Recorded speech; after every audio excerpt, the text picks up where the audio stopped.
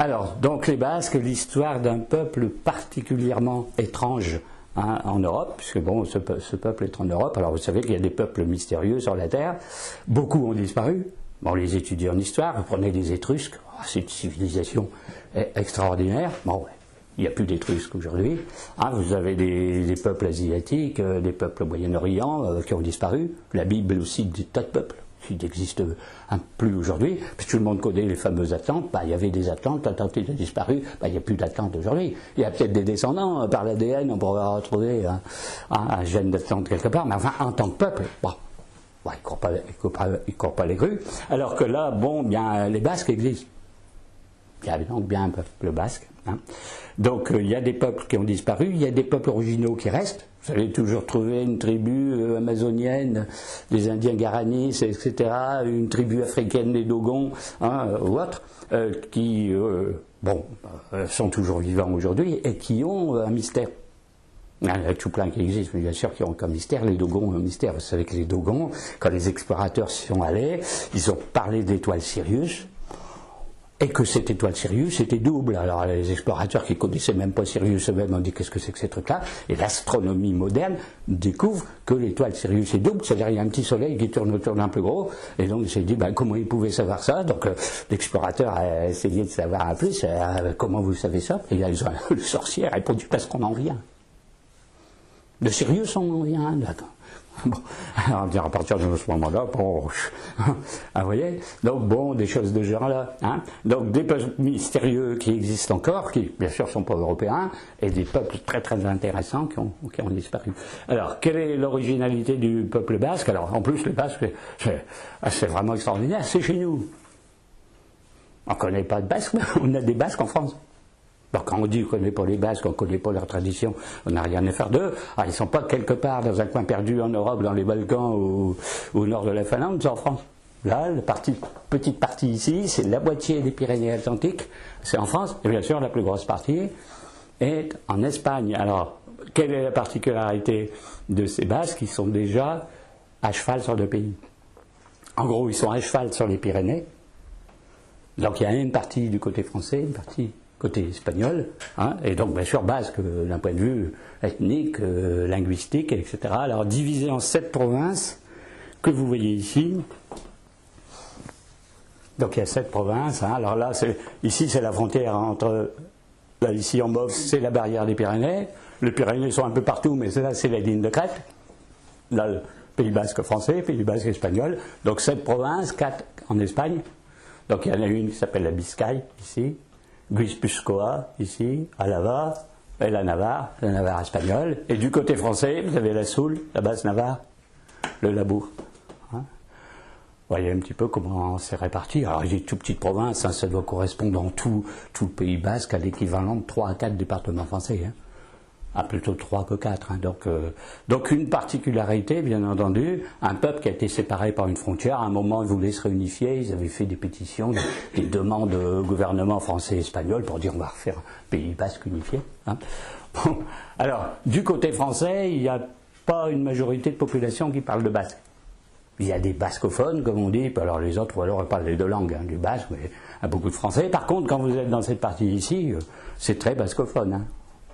Beaucoup de gens pratiquent le basque quotidiennement. Au point, il y a des écoles en basque, il y a une radio en basque, il y a une télé en basque, etc., etc. Et c'est suivi. Les gens connaissent très bien la langue. Nous, on a du mal à l'apprendre. Donc, vous voyez, alors, très très particulier. Et donc, vous avez sur les petits documents que je vous ai donnés, là, plus en détail avec des villes, etc. Vous voyez. Alors, malheureusement, comme j'ai pris les documents dans des livres différents, vous ne l'avez pas en un seul morceau, et pas à l'échelle.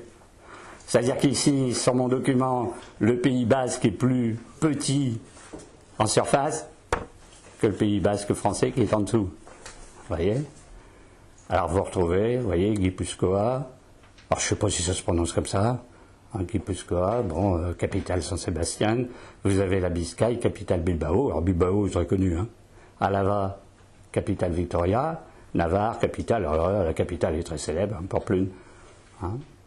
D'accord? Et du côté français, vous voyez, Basse-Navarre, Soule qui est divisé en Basse-Soule et Haute-Soule, et le Labourg, et alors la ville célèbre de Bayonne, parce que c'est une ville basque, hein, même si elle est très très francisée, il n'y a pas beaucoup de bascophones à Bayonne. Par contre, Biarritz, Saint-Jean-de-Luz, en Daille, c'est vraiment là le Pays basque. Hein.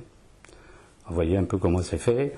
En Pointillé, vous avez ici la frontière Pays basque, pays basque français et basque espagnol. Hein. Alors, il faut savoir que c'est des vallées encaissées, des moyennes montagnes et très hautes montagnes par les Pyrénées, mais de la moyenne montagne un peu partout. Hein. Alors, très lié à la montagne et très lié à la mer. Parce qu'ici, vous avez le fameux golfe de Gascogne. Hein. Donc, les Basques, dans leur histoire, ont été, si on peut dire, montagnards, éleveurs, avec troupeaux de moutons, de chèvres et tout ce qui s'ensuit, avec beaucoup de difficultés pour vivre, parce qu'il n'y a pas de grandes plaines pour faire des céréales, etc. Hein. Donc, on fait de l'élevage, puis on est dans des montagnes, un peu inaccessibles, plus aujourd'hui, inaccessibles à l'époque. Sinon, les ports et puis la pêche. Et une particularité, à un moment, la chasse à la baleine. Ah, vous allez dire, oui, la chasse à la baleine. Bon, vous savez que pour les baleines, on parle de chasse, parce que c'est un mammifère. C'est-à-dire, mais il n'y avait jamais de baleines par là. Jusqu'au XVIe siècle, il y avait des baleines dans le golfe de Gascogne.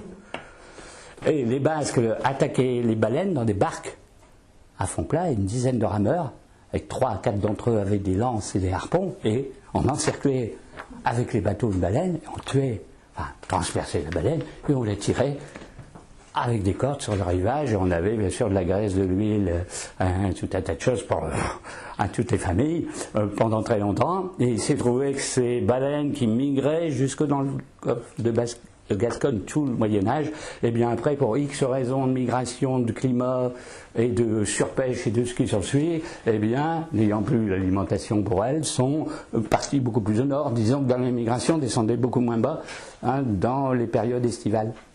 Mais les Basques qui avaient toujours besoin de baleines à l'époque, eh bien, remontaient pour la chasse. Et puis c'est comme ça qu'on les a retrouvés disons, dans les bateaux de chasse à la baleine, au large de l'Islande et à Terre-Neuve. Et donc il y avait beaucoup de Basques qui faisaient les Terre-Neuvas, comme on dit les Terre-Neuvas, aller à la pêche à certains poissons et à la chasse à la baleine du côté de Terre-Neuve. Donc ce sont, pour des montagnards, en gros, par la situation géographique, ce sont des hardis navigateurs. Au point que le capitaine du vaisseau de Christophe Colomb à Santa Maria est un Basque. Et une grande partie des officiers dans les équipages étaient basques.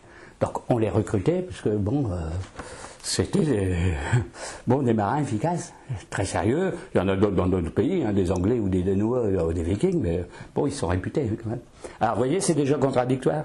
Parce que vous avez un côté très montagnard, un côté mer. Un peu contradictoire entre les deux. Bon, pour eux, ça ne pose pas trop de problème. Alors, d'un point de vue histoire, c'est encore plus compliqué. Parce que d'un point de vue histoire, l'origine du premier noyau de peuplement qu'il y aurait par ici viendrait de Cro-Magnon. Alors, vous ne savez peut-être pas qu'est-ce sujet de Cro-Magnon. Vous savez que Cro-Magnon, ce sont les hommes préhistoriques qui ont peint Lascaux. Mais vous avez en Espagne tout un tas de grottes avec plein de peintures du même genre. Certains disent encore beaucoup plus belles que Lascaux. Et quand on est à Lascaux, on est 15 000, 20 000 ans avant Jésus-Christ. Et donc c'est l'Aquitaine, Brno, c'est le Périgord, c'est le sud-ouest de la France. Et tout le nord de l'Espagne, c'est une civilisation en peinture rupestre, comme on dit. Ça s'appelle la race de Cro-Magnon, dans la préhistoire. Et on a retrouvé les grottes en Espagne où on a analysé les ossements, ils ont cet âge-là. On en a même trouvé des plus anciens, on a trouvé des ossements qui ont 80 000 ans. Donc avant même qu'il y ait des artistes peintres préhistoriques, on avait déjà des hommes préhistoriques bien avant. Alors c'est peut-être le noyau primitif de cette peuplade. En tout cas, c'est les mêmes lieux. Et on parle un petit peu avant Jésus-Christ, quelques milliers d'années avant Jésus-Christ, des Vascons ou Bascons, qui sont devenus Basques. Les Basques, les B et le V dans la langue sont similaires, mais c'est bien plus tard, c'est quelques milliers d'années avant Jésus-Christ. Donc il y a un peuplement dans cette région qui irait, si on veut, très large, de 80 000 ans jusqu'à quelques millénaires avant Jésus-Christ, au moins du temps de Lascaux, 15-20 000 ans.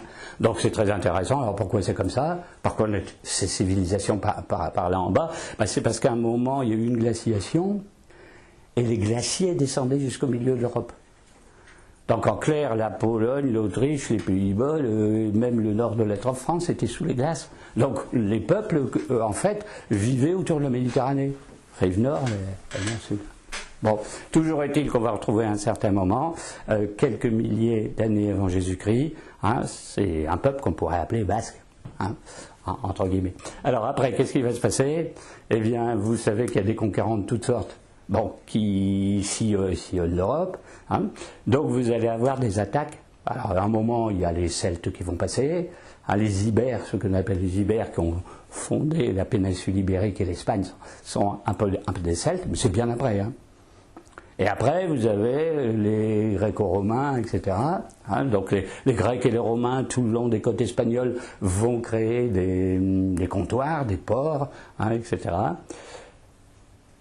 Ensuite, vous allez avoir les barbares qui vont mettre fin à l'Empire romain. Ceux qui vont passer en Espagne s'appellent les Visigoths, ils vont occuper le pays. Puis après, vous aurez la conquête arabe, qui va remonter jusque dans le nord de l'Espagne, hein, bon, quasiment tout le Moyen-Âge, hein, jusqu'au XVe siècle. Ah, vous allez dire, au milieu de tout ça, les Basques, ils ont été submergés? Ah ben, pas vraiment. Parce qu'ils ont résisté à tout.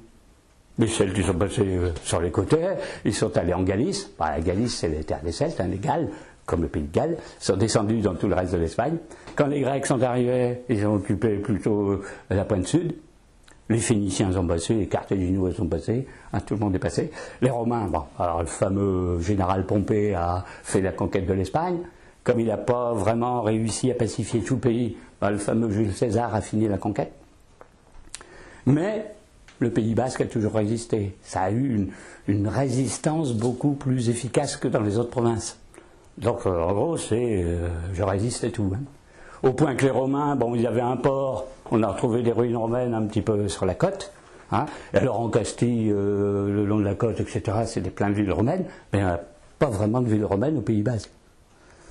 Alors on pense qu'ils avaient créé des routes pour aller dans d'autres endroits qu'ils avaient, mais ils n'occupaient pas vraiment les montagnes basques. Parce qu'ils envoyaient un petit peu toutes les couleurs, alors sauf une qui est Pomplune, qui est ici, parce que Pomplune c'est la ville de Pompée. C'est-à-dire Pompelonia, c'est la ville fondée par le général romain, Pomplune. Hein. Donc une résistance assez acharnée, on a retrouvé des morceaux de route de romains, mais très peu d'installations urbaines. Donc en gros ils passaient, ils gardaient la route, mais ils n'allaient pas plus loin dedans. Et bon après ben, il y a eu les Visigoths, ils ont occupé toute l'Espagne sauf ce coin-là. Et après ben, il y a eu les Francs. Les Francs sont allés donner une raclée aux Visigoths, comme on peut dire. C'est l'armée de Charlemagne. Vous savez ce qui s'est passé là. À peu près ici il y a le col de Roncevaux. Le col de Roncevaux marque la limite entre Pays basque espagnol et Pays basque français. Alors on a dit l'arrière-garde de Charlemagne a été exterminée par les Sarrasins. Ça, c'est pour l'histoire. C'est pas des Sarrasins, c'est des montagnards basques. Ils sont tombés sur l'arrière-garde, ils ont exterminé tout le monde jusqu'au dernier. Alors, vous connaissez l'histoire de Roncevaux, je ne vais pas vous raconter, hein, avec cette histoire de Roland qui appelle au secours le gros de la de Charlemagne, etc., en soufflant dans la rampe. En fait, ils sont tombés sur des montagnards basques absolument déchaînés, hein, etc., etc. Les Arabes, pareil, quand les Arabes ont occupé quasiment toute l'Espagne, ils n'ont pas pu arriver à l'extrême nord de l'Espagne, bien entendu. Les Asturies, c'est sur le côté pas conquise. Bien sûr, une partie du Pays basque pas conquis, et ici, en gros, le nord de l'Aragon, pas conquis. Tout le reste conquis. Au point où détournés pour pouvoir pas vraiment pacifier ou dominer ou écraser ces peuples-là, sont plutôt allés du côté de Saint-Jacques-de-Compostelle, où ils ont rasé la ville et incendié la cathédrale. Un raid de tribus arabes, hein, à cette époque-là. Donc, bien sûr, une destruction catastrophique. Il y a une cathédrale à Saint-Jacques-de-Compostelle, bien sûr, c'est plus la même. Hein, celle-là a été incendiée en Pays basque. On peut continuer comme ça toute l'histoire, hein, très très longtemps, parce qu'ils ont toujours eu une résistance acharnée. Alors, c'était considéré comme des montagnards très solides, très braves guerriers, puis eux, un peu comme certains aujourd'hui, n'avaient pas peur d'être tués au combat. Hein. Alors que tous les armées d'occupation, entre guillemets, envoyaient de toutes les couleurs, donc ils avaient beaucoup de réputation hein, de bons guerriers. Et le fameux maréchal Murat, le maréchal de Napoléon, qui était chef de la cavalerie de Napoléon, a fait une garde personnelle composée que de soldats basques. Donc ça prouve que il y a quelque chose. Alors on va sauter les siècles, parce que ce serait trop long, c'est l'exposé n'est pas un exposé d'histoire, mais au XIXe siècle, il y a eu des guerres civiles. En Espagne, il y a 3 guerres civiles, c'est pas celle de Franco, c'est bien avant, ce qui s'appelle des guerres carlistes. Alors qu'est-ce que c'est que cette guerre-là? C'est une querelle dynastique. Vous avez un roi qui s'appelle François qui règne à Madrid, et ce roi François, eh bien, un peu ouvert à la modernité, un petit peu libéral, il veut faire comme les autres pays d'Europe. Il aurait eu, d'après certains écrits, des conseillers plus ou moins liés à la franc-maçonnerie. Puis alors, en face, vous avez un autre prétendant dynastique qui s'appelle Carlos, le roi Carlos. C'est pas celui du roi de Carlos d'aujourd'hui. Bon. Et donc lui, c'est tout à fait le souverain absolu, tout à fait le gars ultra-conservateur, ultra-catholique, etc. Et les Basques vont tenir avec ce personnage-là.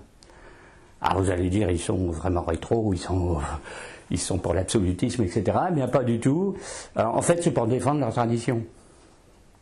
C'est-à-dire que ce roi-là promettait que s'il était au pouvoir, les Basques garderaient leur autonomie et toute leur tradition, puis l'autre roi, comme il était moderne, il n'était pas question de lui laisser courir des vieilleries pareilles qui datent de l'Antiquité, en gros. Donc du coup, ils ont pris ce bord-là, alors que bon, c'est pas un bord que nous, on dirait aller dans le sens de l'histoire. Malheureusement, au bout de 3 guerres dites carlistes, c'est ce roi Carlos qui a perdu. Donc l'Espagne est devenue un État beaucoup plus centralisé jusqu'au XXe siècle. Donc tout était dirigé un peu comme chez nous à Paris, là à partir de Madrid. C'est un État fortement centralisé, avec quand même dans les provinces un peu plus d'autonomie que chez nous. Par rapport à nous, nos provinces, c'est plus tenu, au moins dans les siècles précédents, par rapport à l'Espagne. Et puis on arrive à la dernière histoire assez importante, c'est la guerre civile générale Franco. Quand il y a eu ça, le Pays Basque s'est divisé en 2. Il y a une partie qui est tenue avec les Républicains, une partie avec Franco. Et alors cette partie ici était totalement anti-Franco.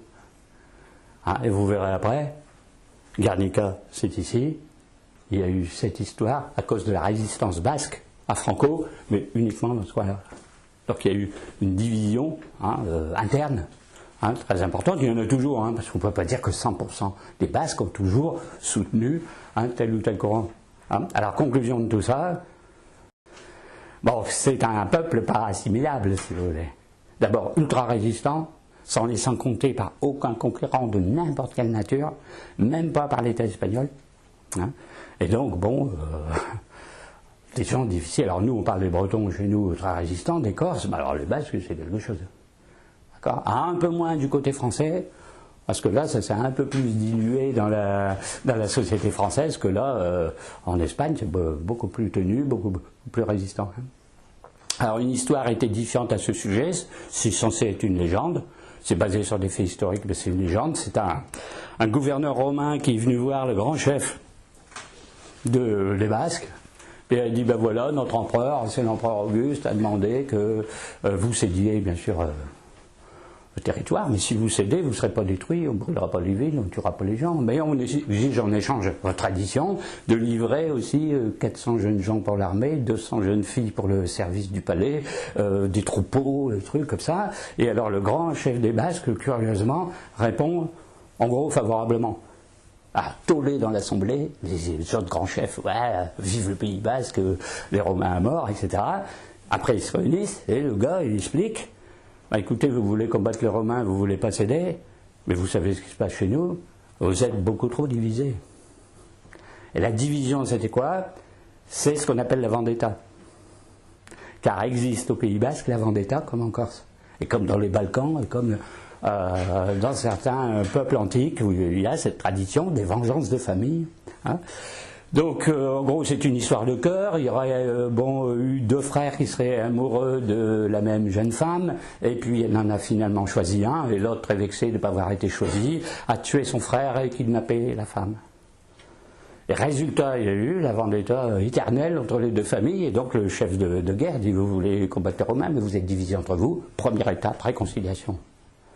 Bon, une deuxième étape, quand vous serez unis, vous combattrez, et on a toujours eu ça, et vous voyez bien que sous Franco, redivision, après unification, après il y a des Basques qui ont soutenu l'ETA, parce que l'ETA combattait le général Franco, avec le terrorisme de cette organisation, mais c'est dû un petit peu à l'État centralisé espagnol, parce que justement le général Franco voulait supprimer les traditions autonomistes basques, qui n'aimaient pas du tout, etc., etc., etc.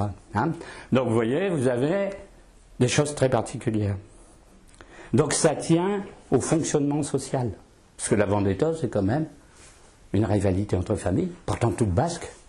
Mais bon, une particularité de ce genre-là. Alors pourquoi vous avez une structure sociale comme ça, politico-sociale comme ça? C'est parce qu'au Pays Basque, il n'y a pas d'État.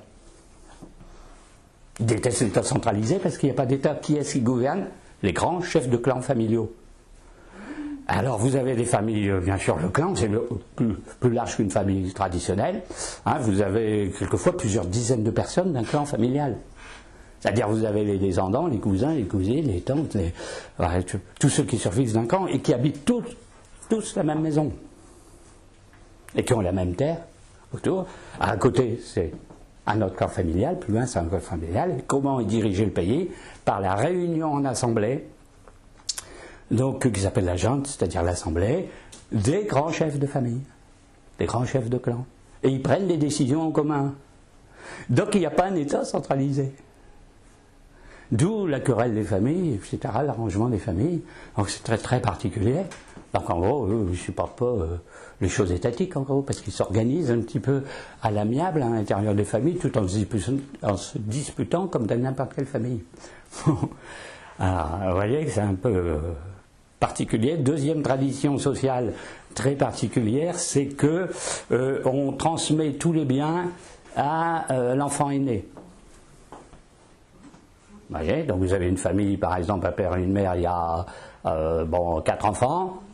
Le premier-né, mais même si c'est une femme, hérite de la totalité des biens de la maison, et frères et sœurs, neveux, nièces, etc., obéissent au patriarche qui peut être féminin. Alors attention, la fille aînée, hein, parce que la fille numéro 2, la fille numéro 3 dans la procréation, elle épousait un homme d'un autre clan.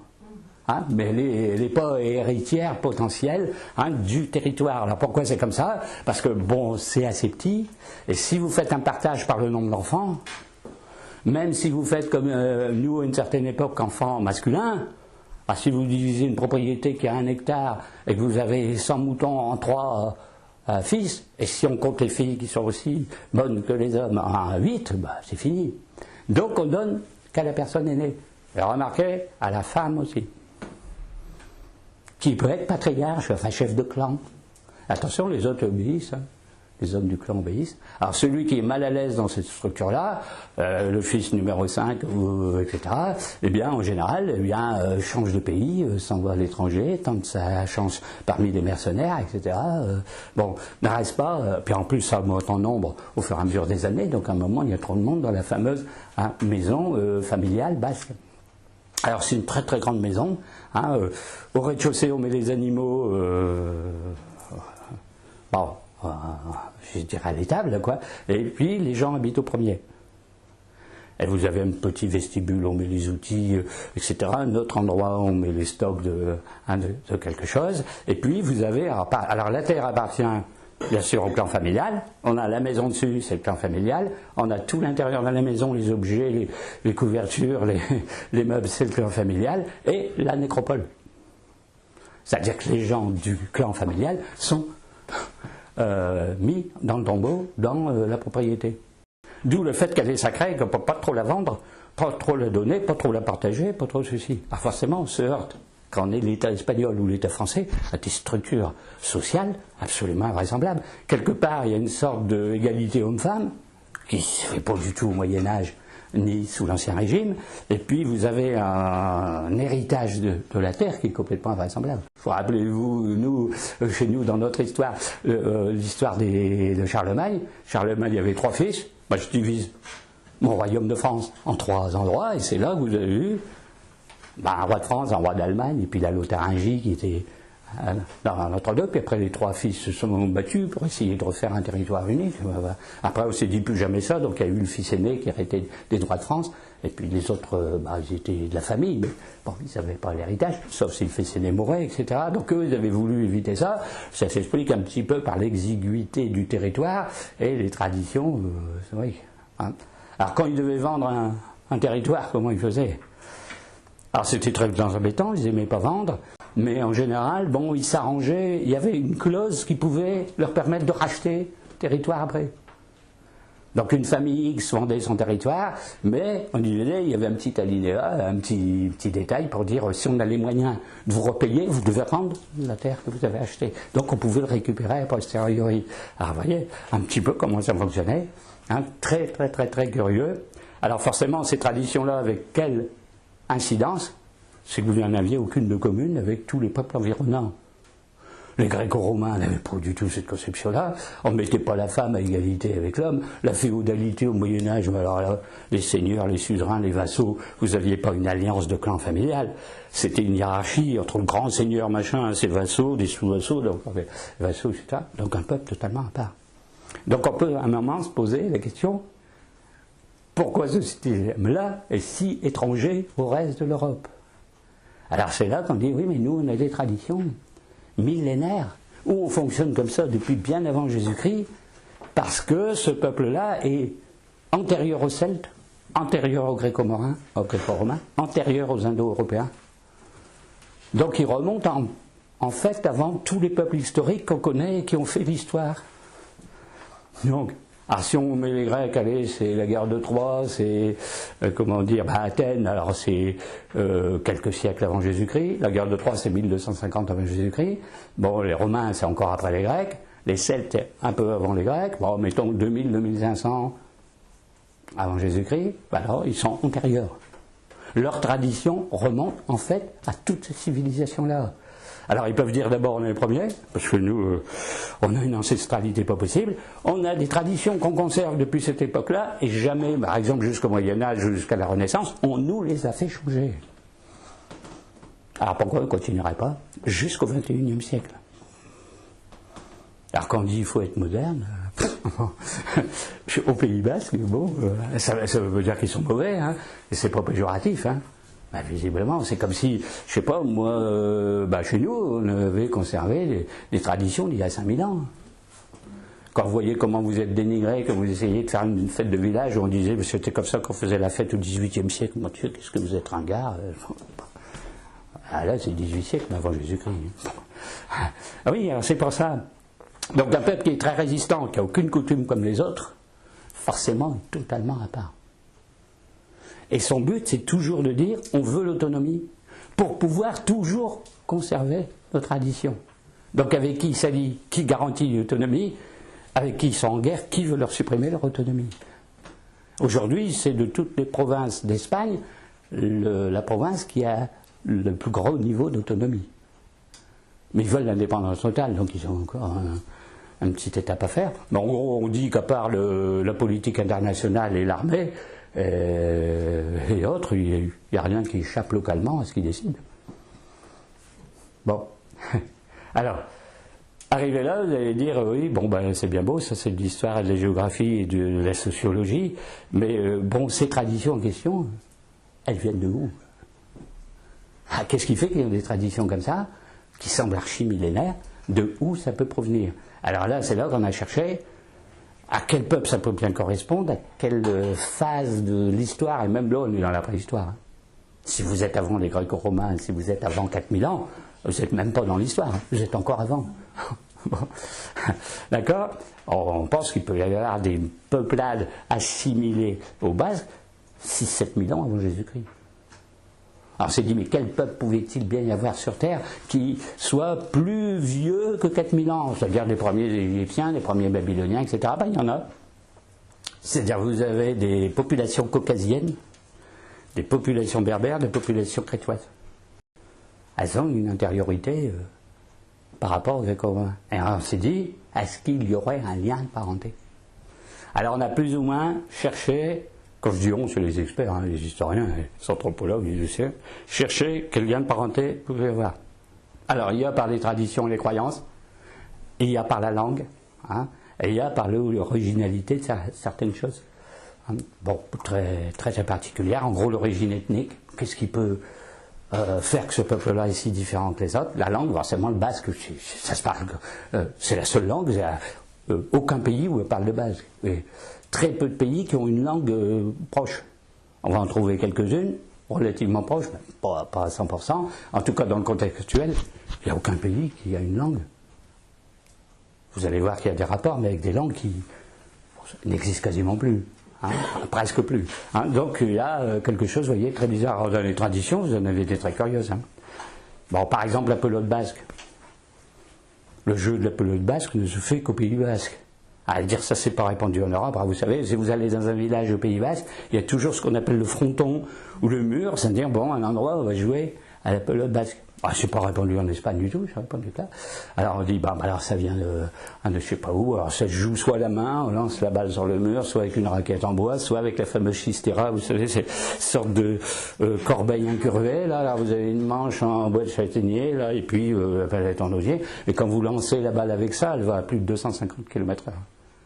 Donc c'est un truc, on dit d'où ça vient, alors on dit ça vient des Mayas, ça vient des Aztèques, parce que là-bas ils ont des jeux de balles, au char, peut-être chez les Crétois, on est là, hein. Bon, une curiosité. Alors une curiosité funéraire, qu'est-ce qui se passe, enfin dans le temps ancien, hein, pas aujourd'hui, qu'est-ce qui se passait quand un basque meurt? Eh bien, on va réveiller le voisin le plus proche. Alors en général, c'est une branche de la famille qui a mis sa maison à côté, et c'est lui qui s'occupe de toutes les funérailles. C'est-à-dire, il s'occupe de l'ensevelissement, il s'occupe du cercueil, il s'occupe des choses... Parce que la famille, elle, vit le recueillement, donc elle s'occupe du recueillement, elle pense à son mort, et les aspects matériels sont remis à quelqu'un d'autre. Si la personne n'est pas là, est partie je ne sais pas où, on prend en lieu le plus proche. Et on réveille tous les animaux. Oui. Alors si c'est à 4 heures du matin qu'il y a le décès, on réveille tous les animaux et on réveille les abeilles. On va jusqu'à secouer la ruche, réveiller les abeilles, parce que les animaux vont participer, disons, au rituel de funérailles. Bon, forcément ça surprend. Je ne dis pas que c'est pas bien, hein. Vous savez ça, hein, nulle part en Europe. Bon, les traditions, par exemple, de scier le bois, vous avez peut-être déjà vu ça dans des films. On met des bûches sur des tréteaux, puis vous avez 2 personnes, chacun au bout d'une scie, puis on doit découper un tronc d'arbre en tant de temps, et puis l'équipe d'à côté, puis ils sont là à scier en harmonie. Alors, les scieurs de bois, c'est très rare aussi, etc. Il y a le saut, parce qu'il paraît que les bergers basques, eh bien, essayaient de sauter des ravins, etc., avec une perche, un peu comme le sol à perche, ils piquaient la perche dans le sol, sautaient par-dessus le ravin, sautaient par-dessus un monticule, etc. Ils sont restés très très forts là-dedans, etc., etc. Donc vous voyez, une originalité. Alors c'est tout ça qu'ils veulent conserver. Alors les costumes, les tenues folkloriques, les danses, etc.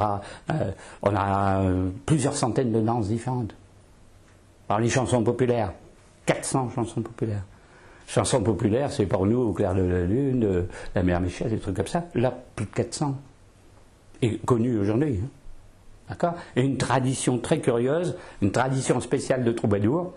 Parce que vous connaissez les troubadours pour l'Aquitaine, le Languedoc, la Provence, l'Occitanie, etc. Là, il y avait une assemblée de village. L'assemblée de village choisissait un thème.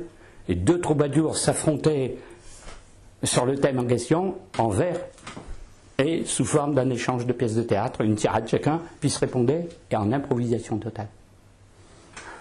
Donc, c'est des gens qui sont quand même assez doués, hein, au moins leurs poètes, hein, entre guillemets. Hein. Donc, si on fait l'addition de tout ça, et puis bien d'autres choses que sans doute je ne connais pas, ça fait quand même un peu beaucoup. Hein. Alors, bon, la principale originalité, c'est la langue. Donc c'est une langue très très particulière, Usquara, et Usquara, je ne sais pas si ça se prononce comme ça, le basque. Hein. Et Euskaleri, ça veut dire basque, le pays basque, le pays. Hein, donc Usquara, c'est la langue, comme nous on dit la langue française. Et la France, alors, hein, Esqual, Eri. Hein. Et donc l'Usquara, c'est une langue très très particulière. Alors c'est une langue qu'on appelle agglutinante. Alors, je vois qu'on me regarde là, on dit, mais qu'est-ce que ça peut être? C'est-à-dire, c'est une langue pleine de suffixes et de préfixes, où quand vous voulez dire quelque chose, vous agglutinez des particules à un mot. C'est pour ça que ça s'appelle agglutinant. Donc les mots, ils sont d'une longueur incroyable, c'est des mots à tiroir. C'est-à-dire que ça remplace une phrase dans nos langues à nous. Si vous dites, j'ai un pot de fleurs de couleur verte, mais qui est plutôt proche de l'émeraude, mais en étant un peu plus clair, les Basques vont faire un seul mot.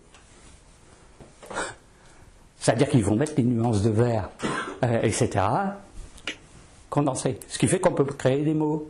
Si vous voulez rajouter une nuance dans un mot, d'une couleur plus ou moins pâle, plus ou moins foncée, plus ou moins irisée, plus ou moins ceci, vous rajoutez un suffixe très connu, bien sûr, que tout le monde fait, puis vous remettez dans le mot. Alors les traductions, c'est un petit peu spécial, oui, c'est très, très, très curieux. Bon, ouais. Alors, bon, c'est toujours pareil, je dis pas c'est bien, c'est pas bien, hein, mais je veux dire, il n'y a aucune langue qui a un truc comme ça. Ces langues dites agglutinantes sont justement d'avant l'indo-européen et d'avant le gréco-romain. Autre particularité, on met les phrases à l'envers. Vous avez sujet, verbe, complément. Bon, je ne sais pas, moi, l'enfant a reçu un cadeau. Là, on dit il y a un cadeau qui a été reçu par l'enfant. Alors vous allez dire oui, mais c'est simple, nous on fait ça aussi dans le style indirect. Le père a acheté un cadeau a été acheté par le père. Mais attention, eux, c'est la structure complète de la langue pour toutes les phrases. C'est pas quand on a envie de faire une inversion. La seule langue qui ressemble à ça, qui utilise cette méthode-là aussi, c'est le caucasien. Les langues caucasiennes. Pour dire à quel rapport il peut y avoir entre le Caucase et le basque, bah, il y en a. Bon, vous voyez, c'est une langue dans laquelle il n'y a pas de genre, masculin et féminin. Vous dites une chose, il y a le mot, je sais pas moi, une tasse, un docteur, c'est ni féminin ni masculin. On est obligé de préciser homme-femme. Je vais chez le docteur, oui, homme ou femme. Il n'y a pas docteur, doctoresse, infirmier, infirmière. Je fais l'infirmier, ça peut être un homme ou une femme. Fameuse égalité homme-femme de la structure sociale, vous le retrouvez dans le mot, on ne divise pas un mot dans le dictionnaire, nous on va mettre mot féminin, mot masculin. Là, non. Mais il y a 3 genres au pluriel. Il y a 3, ça ne s'appelle pas des genres, 3 nombres au pluriel. Vous avez singulier, pluriel et l'indéfini. Ni singulier, ni pluriel, du quantitatif, des choses comme ça. Alors, vous voyez que c'est assez curieux. Et vous avez aussi une tradition qui est le diminutif.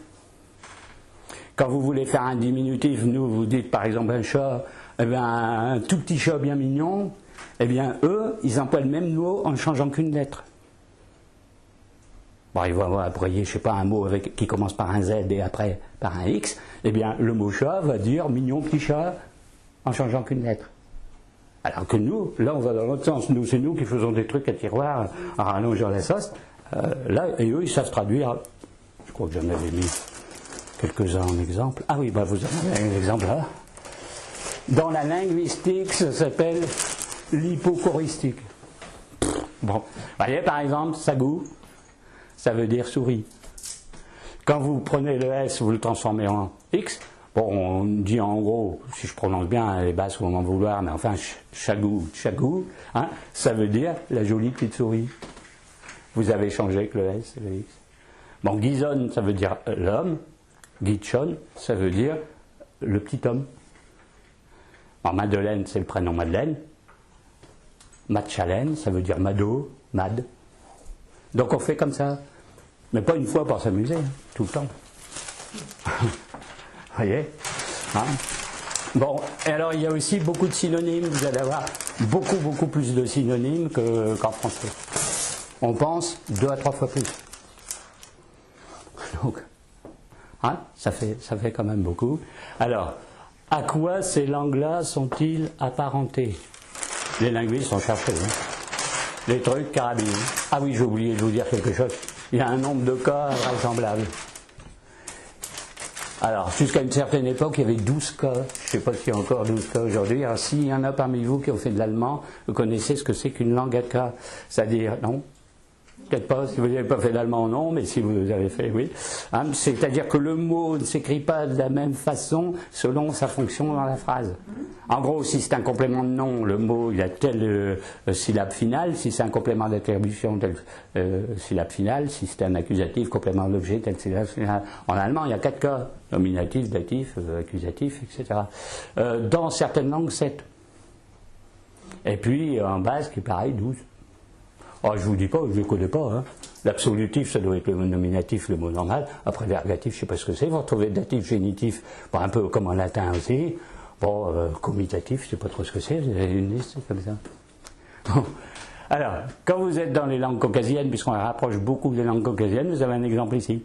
Donc, en géorgien, langue du Caucase Sud, par exemple, nominatif, karat-a. Donc, l'ergatif, ça serait karat-am. Le datif, complément d'attribution, karatas. Vous voyez, on change par rapport à radical, toujours la syllabe finale. Hein, le kata, c'est le chat. Donc forcément, dans la phrase, quand vous allez parler, vous allez toujours mettre une terminaison totalement différente selon la faction. Il faut y penser au moment où on parle. Quand on parle la langue, mais nous, quand vous utilisez cette langue-là, je ne le dis pas, parce qu'à chaque fois, vous pensez, ah oui, c'est vrai, c'est le complément d'objet, c'est le datif, c'est le complément de nom, c'est le complément de lieu. Le truc, vous changez, là, c'est la finale. Remarquez au passage que chat, qui s'appelle kata, a donné kat en anglais, dit katse en allemand. C'est la même racine que la langue caucasienne. D'accord ? Donc, il y aurait une parenté de structure, et comme les langues, comme le géorgien, mettent les phrases aussi en structure inversée, il y aura un rapport. Alors là, vous voyez, pour la mer, le grec thalassa, c'est la mer, en crétois, talat, a, et en basque, tout ce qui est tala est lié à l'eau, talas, l'eau torrentielle, talat, mouillé, etc. Il y aura une parenté des vocables, au moins des racines, hein, entre le crétois et le basque. On s'est dit, si c'est pas caucasien, c'est crétois. Alors bon, et puis le berbère. Alors le berbère, c'est, il y a une population berbère, c'est les populations d'Afrique du Nord, antérieures aux Arabes et antérieures aux Romains, qui occupaient à une certaine époque la Libye, l'Algérie et l'Atlas marocain, et qui parlaient un vocable très très particulier, et on a trouvé des centaines de mots qui correspondent à la langue. Alors vous avez ici, voyons, berbère, bon, Issem, en basque, Izen, en français ça veut dire le nom, bon, Ascor, Ascora, ça veut dire la hache. Bon, toujours en berbère, Ursia, Urzi, en basque, ça veut dire Dieu, ouais, etc. Hache, Etche, ça veut dire la maison. Bon, Isari, Isar, ça veut dire l'étoile. Ara, Ara, c'est exactement le même mot, le pays. Gizé, l'homme, Giz, homme. Bon, plusieurs centaines de mots comme ça, vous avez quelques exemples. Donc en gros, le berbère d'Afrique du Nord et le basque auraient des consonances en rapport. Hein. D'accord ? Alors on a trouvé chez les berbères, parce qu'on a trouvé dans des endroits des inscriptions écrites avec des choses comme ça, qu'on appelle des tifinars. Bon, ça veut dire tifinar, ça veut dire le verbe de Dieu qui se manifeste dans la matière. Bon, avec un système en 10 signes regroupés en triade comme ça. Alors vous voyez, vous avez une première triade, vous avez un U, deux barres verticales, une barre ici. Ça correspond aux lettres, le U, le M, le L, le N. Ici, vous avez un signe comme ça, deux carrés, D, S, R. Ici, vous avez ces trois signes-là, le B, dans notre langue, hein, et ce signe-là correspond à un F. Hein. Alors, c'est très très curieux. Hein. Alors, vous remarquez quand même que c'est très très géométrique. Et que les langues anciennes sont très géométriques. Vous voyez le hiéroglyphe écrit sur le tableau et les lettres majuscules grecques, les lettres delta, machin, epsilon, E. Bon, c'est très très géométrique, c'est parce que c'est plus facile à buriner sur les pierres. Parce que faire des arabesques et des déliés, plein de déliés, ça ne peut pas exister. Alors quand on écrit sur un parchemin, on fait les lettres enchaînées, plus arrondies. Là, vous ne pouvez pas vous les séparer. Si vous avez déjà vu une inscription romaine, c'est très très séparé. Bon, vous avez cette traduction-là dans les langues, et on s'est aperçu que ça avait une signification. Par exemple, le L, CEL, la prononciation CEL, c'est tout ce qui est la divinité. Donc dans la Bible, les premiers dieux s'appellent El, Eloah, pluriel Elohim, alors vous connaissez les Elohim, Élie, alors le prophète Élie, Hélios, le dieu soleil en Grèce, c'est EL, etc. Alors on pourrait même dire Allah, avec deux L, je vous rappelle qu'on ne compte pas les voyelles. Donc si on compte les consonnes, vous avez toujours quelque chose en L. M, c'est tout ce qui est matrice, c'est tout ce qui est féminin, c'est tout ce qui est déesse mère, etc. Bon, etc. Et puis, bon, le N, vous avez aussi une particularité, je vous passe le détail parce que c'est assez compliqué, hein, mais en gros, ça fonctionne comme ça. On va toujours trouver une correspondance des lettres. Par exemple, le S, ça peut être le sifflement, le serpent, l'esprit, etc. Ça s'écrit E2SE, comme ça se prononce. Un mot S, ça correspond, par exemple, au mouvement. La lettre S sinusoïde correspond au mouvement. Bon, par exemple, nous, en français, on a le mot essieu. C'est bien le mouvement. Bon, tout ce qui est lettre D, bon, Éden, par exemple, vous avez le D dans le milieu. Et là, vous avez même le D et le N, vous avez Odin, là, c'est D et N, et vous retrouvez toujours. En gros, on pourrait prendre presque tous les mots fondamentaux des langues, vous retrouvez toujours des concepts liés à ces triades. Alors pour des Berbères qui vivaient en Afrique du Nord, à la limite du Sahara, c'est pas mal, mais on pense que vu leur ancienneté, ils étaient à une époque où c'était pas aussi désertique qu'aujourd'hui. Et ils avaient mis au point ce genre de choses. Si vous prenez le L qui est la divinité, ben, si vous faites lumineux ou lumière, vous retrouvez le M et le N dans le même mot. Ouais, etc., etc. Alors vous voyez, c'est très, très, très original, très particulier. Vous allez dire, ben, c'est bien beau, mais conclusion de tout ça, c'est qu'il y aurait une parenté avec des langues caucasiennes, avec une langue crétoise, et avec langue berbère d'Afrique du Nord. Alors la question qui se pose est simple, il n'y en a qu'une. Est-ce que ces peuples étaient liés?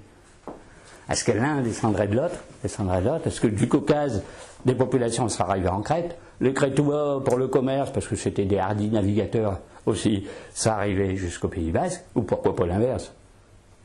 Les Basques issus comme noyau de la race de Cro-Magnon, à une époque c'était bien plus vaste que le Pays Basque que je vous ai montré tout à l'heure sur la carte. Ça a occupé la Catalogne, ça a occupé le pourtour de la Méditerranée jusqu'en Provence.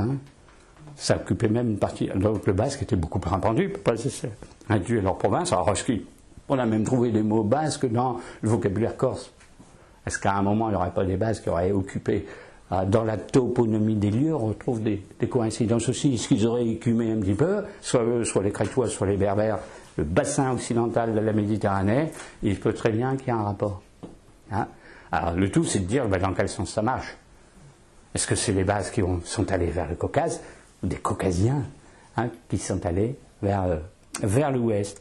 Vous allez voir, il y a une réponse à ça, mais après d'autres explications. Alors d'autres personnes ont cherché non pas dans la langue mais dans la mythologie et dans les mythes crétois. On s'est dit, est-ce qu'au niveau des mythologies très anciennes, les mythes crétois étant censés être antérieurs aux mythes grecs, est-ce qu'il y aurait quelque chose qu'on retrouverait chez les Berbères, les Basques, etc. Alors il y a une légende que vous connaissez très bien, bien sûr, sur la Crète. Alors, il y a la légende du Minotaure, on va la raconter après, et il y a la légende donc de Zeus. Alors, vous savez cette histoire de Saturne et de Zeus? Oui. Saturne dévorait ses enfants, donc sa femme, Rhea, à chaque fois qu'elle mettait un enfant au monde, Saturne avalait l'enfant. C'est le dieu du temps, donc il dévore ses enfants. C'est ça la symbolique. Et puis Rhea, qui avait marre de voir sa progéniture toujours avalée par Saturne, un jour a mis une pierre emmaillotée à la place de Jupiter, et Saturne a avalé la pierre. Forcément, à un certain moment, il s'en est rendu compte. Et mais le Jupiter, le Zeus qui était né, il fallait le cacher, parce que Saturne en sera aperçu, l'aurait dévoré, et a été caché curieusement en Crète. Sur le mont Ida, qui est la plus grande montagne de Crète, et à flanc de ce mont Ida, il y a une gigantesque grotte qu'on a retrouvée. On a retrouvé un hôtel, des poteries, tas de trucs. Et donc, il fallait cacher le bébé Zeus à la fureur de son père. Il y avait devant des curettes et des corybantes. Les curettes et les corybantes faisaient la garde, et ils étaient chargés de danser, de chanter, de faire du bruit pour qu'on couvre les bruits de l'enfant. Et Saturne, s'il passait par là, comme c'est un dieu qui peut passer partout sur la Terre, ne repère pas qu'il y a un bébé qui crie là. Et vous savez que ce Zeus, à part de garder de cette façon-là, avait la chèvre amaltée pour lui donner du lait, avait une personne qui s'appelle Adristée qui lui faisait les soins ou le divertissait, etc. Et vous avez la nymphe Mélissa qui lui donnait le miel. Bon. Alors on a cherché, on s'est dit c'est bien beau comme histoire. Est-ce que c'est grec ou c'est crétois?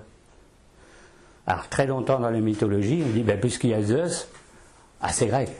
Eh bien c'est un pillage. En gros c'est les Grecs, quand ils sont devenus triomphants dans le monde, qui ont récupéré l'histoire crétoise, qui ont changé le nom du dieu principal de Crète, qui l'ont appelé Zeus. Sauf qu'ils n'ont pas arrivé à faire la même chose avec les autres personnages. Le seul mot d'origine grecque, c'est Mélissa. Mélissa, c'est le miel, c'est la reine des abeilles. Bon. Donc, vous avez un sens. Tous les autres mots, ils n'ont pas de racine grecque. Mais ils ont une racine basque. Oui. Alors, c'est très spécial. Je vous passe le détail. Il y a un mot Amaltheia. bon, qui voudrait dire Amalthée, le Andrésté, etc. Il y a une Basa André qui est une divinité dans le Pays Basque, etc. Et maintenant vous comprenez pourquoi il y avait une allusion aux abeilles. Parce que l'abeille est un symbole solaire, puisque la couleur du miel est celle du soleil, et c'est un symbole de résurrection. Donc le miel est un symbole de résurrection. Alors forcément, comme on avait un rituel funéraire, les abeilles étaient sollicitées, on les réveillait dans le rituel. Et ça viendrait de la légende crétoise. Vous allez dire, c'est quand même absolument invraisemblable d'avoir des choses pareilles, ce qui veut dire que la légende crétoise, elle serait plutôt basque que grecque. Les Grecs ayant récupéré le truc et changeant un ou deux noms de dieux, et le reste, quand on est conquérant, on fait ça. Hein. Comme il n'y a plus de Crétois à une certaine époque, que les Grecs occupent la Crète, bon, on peut reprendre toutes les mythologies des autres peuples et les, comment on dirait aujourd'hui, les insérer, les amalgamer. Oui. Pas d'amalgame, mais là, alors, le deuxième mythe, ben, vous le connaissez, hein, c'est le fameux Minotaure. Alors, quand on dit l'histoire du Minotaure à Knossos, vous le retrouvez en Grèce aussi, ben alors là, il y a plein d'histoires différentes. Vous avez une déesse qui s'appelle, ou une reine qui s'appelle Europée. Vous avez le roi de Crète, Minos. Vous avez Dédale qui a construit le labyrinthe. Vous avez la fameuse bête, le Minotaure. Vous avez Poséidon parce qu'il intervient là-dedans. Vous avez Dionysos, vous avez Thésée qui vient tuer le Minotaure. Et vous avez Ariane avec son fameux fil pour guider Thésée. Un Minotaure, ça fait beaucoup de personnages pour la même histoire. Elle est très complète, elle est très intéressante. Elle passe toujours par un mythe grec, c'est un mythe crétois. Alors vous connaissez un peu le détail de cette histoire? Peut-être pas. Si, alors, le fameux Minotaure, là tout le monde connaît, hein, l'homme à la tête de taureau, etc. etc. Bah, c'est le roi de Minos qui avait demandé à Poséidon de lui prouver par une démonstration qu'il était en sa faveur, qu'il était roi de Crète et que c'était très bien. Poséidon était d'accord. Et alors il a demandé de faire un geste, un signe visible de sa puissance, et Poséidon fait sortir un gigantesque taureau blanc des flots. Mais il demande au roi Minos, maintenant qu'il a vu ce taureau, de le sacrifier. Alors ce taureau blanc est tellement beau que Minos ne veut pas. Non, désobéir à Poséidon, c'est pas tellement bon. Et Poséidon a inspiré à la femme de Minos, s'appelle Pasiphaë, une passion folle pour le taureau. Et de cette passion folle pour le taureau, l'accouplement zoophilique, il faut bien le dire, est né le Minotaure. Et devant l'affrosté de la bête, on s'est dit, on ne peut pas le garder à la cour, c'est épouvantable, fait peur à tout le monde, si les gens plient, c'est vu, on va l'enfermer dans le labyrinthe. Mais comme ce Minotaure est issu d'un animal, il dévore de la chair humaine. Alors au début, on donne des jeunes gens crétois, puis après ça râle un peu dans le pays, dit, ah ouais, tout le monde est décimé. Puis alors, comme les Crétois à l'époque, bon, tout au début de l'histoire, hein, avant que les Grecs soient très forts, c'est les Grecs qui étaient faibles, les Crétois avaient gagné contre les Grecs, et le tribut, c'était d'envoyer 7 jeunes gens et 7 jeunes filles à Knossos pour être dévorés par le Minotaure. Et donc régulièrement, je ne sais pas si c'est tous les ans ou plus, devait fournir ce contingent. Un jour on a dit à Athènes, ben non, il faut mettre fin à ça. Thésée va aller à Knossos et va arrêter ce manège et tuer le Minotaure. Alors lui il se présente, je ne sais pas comment il a pu être accueilli à la cour. Forcément tout seul ça va être dur de descendre dans le labyrinthe et de tuer le Minotaure, mais la fille du roi, Ariane, tombe amoureuse de ce Thésée et grâce au fameux fil d'Ariane, eh bien conduit bien sûr, jusqu'au Minotaure que Thésée tue, mais arrive à ressortir. Le problème dans un labyrinthe, c'est pas de rentrer, c'est de ressortir. Vous avez remarqué dans l'idéologie du labyrinthe, vous rentrez dedans, puis vous suivez les couloirs, puis arrivé à un moment, vous dites, ouais, bon, comment on ressort? Bon, bah oui, ça symbolise comment le développement humain à travers tous les obstacles de la vie, en faisant des trucs comme ça, et en essayant d'arriver au but. Hein. Alors, dans les labyrinthes des cathédrales, hein, on va jusqu'au centre, hein, il y a tout un circuit qui est fait symbolique. Alors là, c'est beaucoup plus grand, le labyrinthe de Crète, hein, et puis là, il faut retrouver la sortie. Hein, parce que c'était gigantesque, c'était tout le sous-sol du palais. Bon, etc., etc. Vous allez dire en quoi cette histoire sort un peu de l'ordinaire. Eh bien, c'est un peu pareil. Hein, à part Thésée et puis à Poséidon, il n'y a quasiment pas de racine grecque. Si vous cherchez la racine grecque d'Ariane, vous ne trouvez pas. Par contre, dans le Pays Basque, vous trouverez un terme Ari qui commence le mot Ariane, qui veut dire fil. Bon. En gros, la légende aussi serait non grecque. Bon, alors, je ne sais pas si vous connaissez la suite de l'histoire, mais après, Thésée s'en va avec Ariane jusque sur l'île de Naxos, parce qu'il retourne vers Athènes. Bien sûr, elle avait promis le mariage à cette jeune fille pour la remercier de son aide, mais Thésée l'abandonne. Et elle est récupérée sur l'île de Naxos par Dionysos. Bon, alors, vous allez dire à quoi on va aboutir en racontant tout ça. Que, en fait, la véritable divinité principale de Crète serait Dionysos. Et au Pays Basque, on a retrouvé traces de Dionysos. C'est-à-dire qu'il y a une divinité qui s'appelle le seigneur Ioun, ou Ayun, hein, ou Djaoun, hein, et ce serait en gros Dionysos.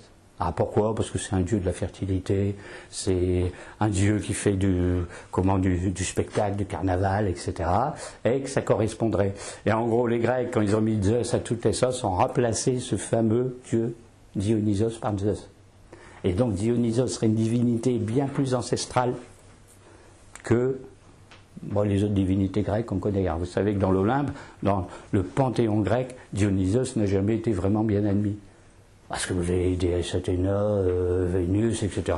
Leur culte est très régulier, Artémis, tout ça, on ne fait pas trop. Apollon, alors là, je vous dis pas, c'est la rigueur, hein, c'est le sérieux, c'est la lumière. Alors Dionysos, c'était toujours des cultes invraisemblables avec les bacchanales, avec toutes ces choses-là.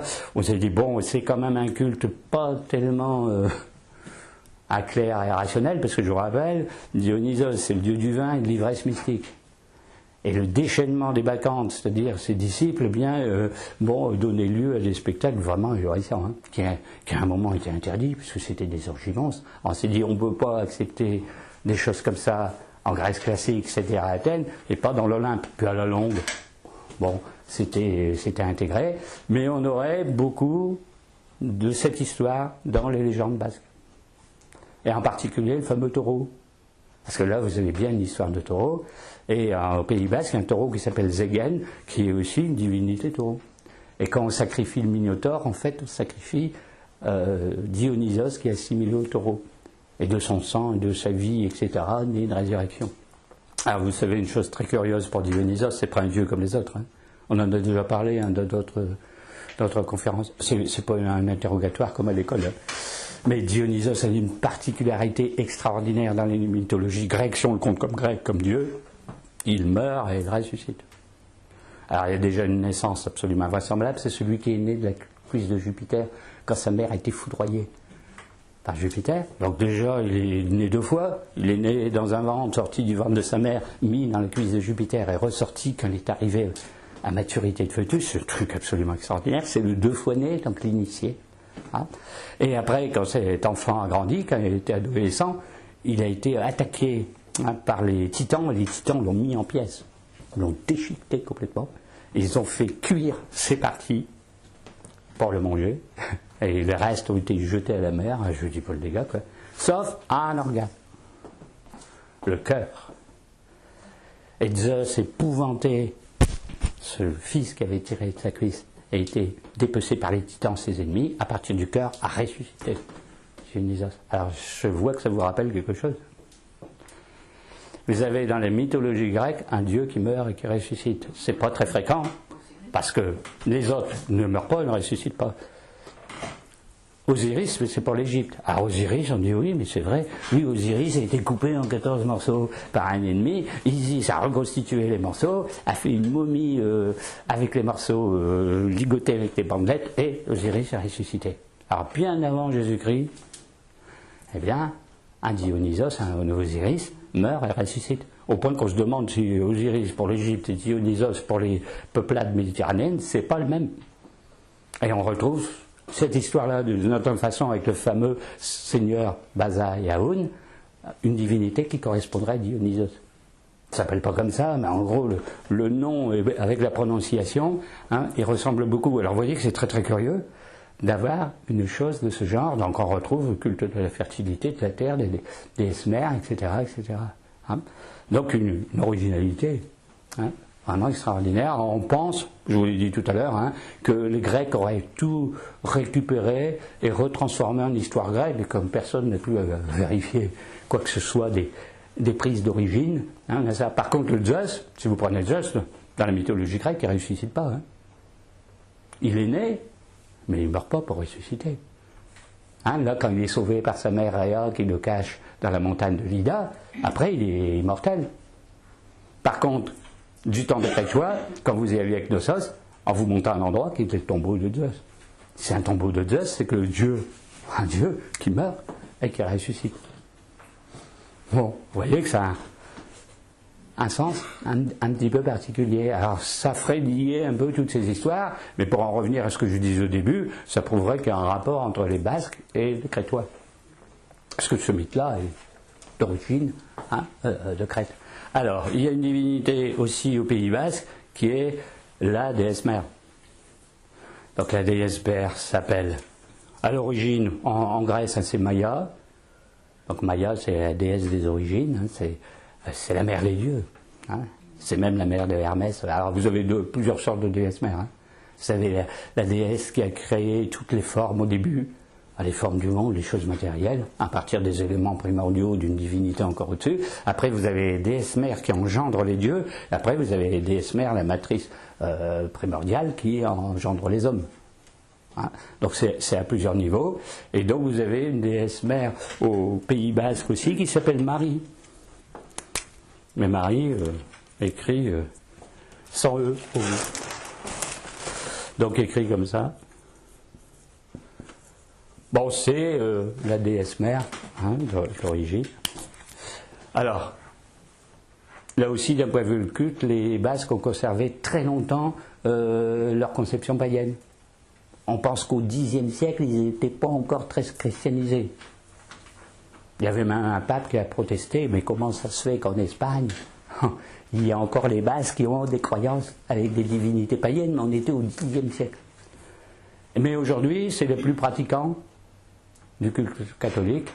En gros, presque 70% des Basques sont pratiquants, alors qu'en Andalousie, vous êtes à 22%.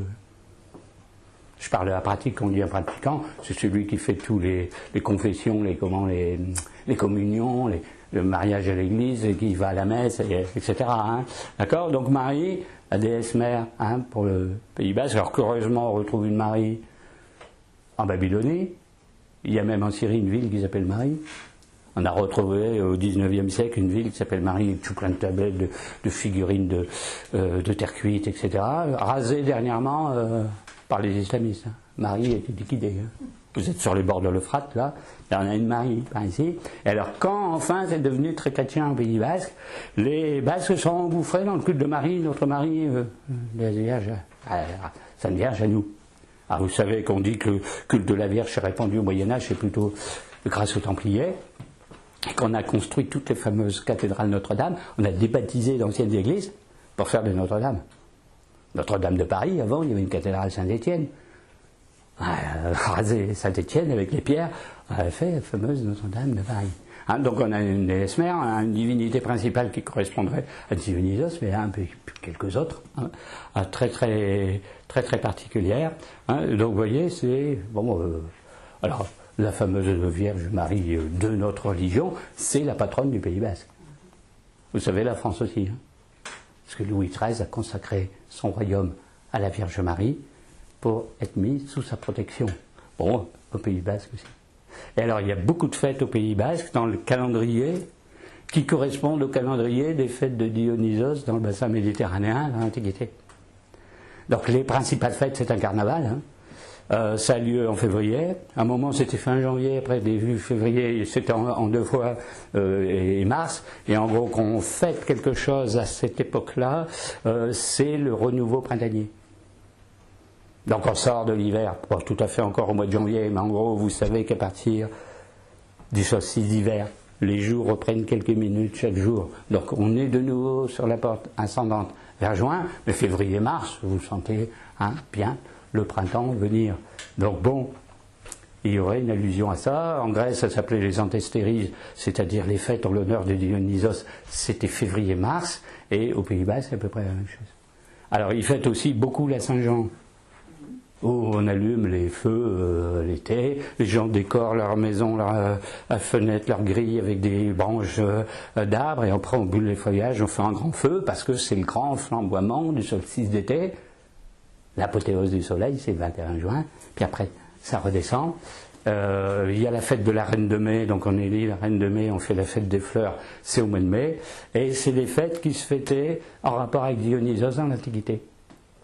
Alors il n'y en a qu'une qui ne se fait pas, c'est la fameuse fête des vendanges, parce qu'en Grèce, la fête des vendanges pour Dionysos, c'était homérique, c'est là qu'il y avait une partie des bacchanales, une partie février-mars, une partie en automne, et là, à ma connaissance, ça ne se fait pas, ou alors ça n'a pas de lien.